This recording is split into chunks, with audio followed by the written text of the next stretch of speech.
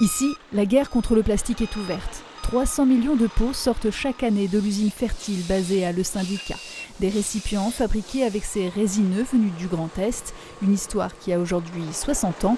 À l'époque, tout était fait à la main quand un ingénieur trouve une solution mécanique. Il fallait transformer une cartonnerie qui faisait que du carton pour les chaussures et qui était vouée à la disparition.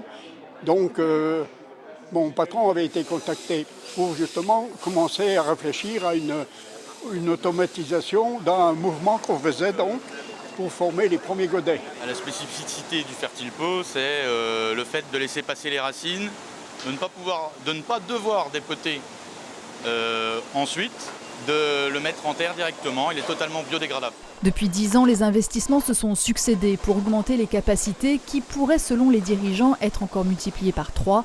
L'entreprise emploie désormais 60 personnes et dégage 10 millions de chiffre d'affaires. 80% de la production part à l'étranger. Alors, pour percer davantage le marché français, une nouvelle marque vient d'être créée. Les sans-culottes fait évidemment appel à l'histoire française, donc révolutionnaire, faire la révolution dans le jardin, d'une part, et la plante sans culotte, c'est la plante sans déchets.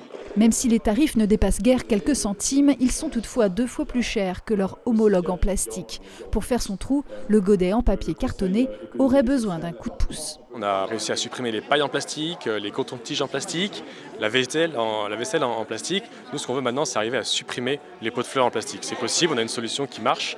Et donc, ce que l'on veut, c'est sensibiliser le gouvernement. La loi Industrie verte a été votée mardi à l'Assemblée nationale. Elle a donc 2 objectifs. La première, c'est de relancer l'industrie en France, relocaliser de la production industrielle. Et le deuxième objectif, c'est de le faire en décarbonant cette production, en regardant pour verdir la façon de faire de l'économie en France.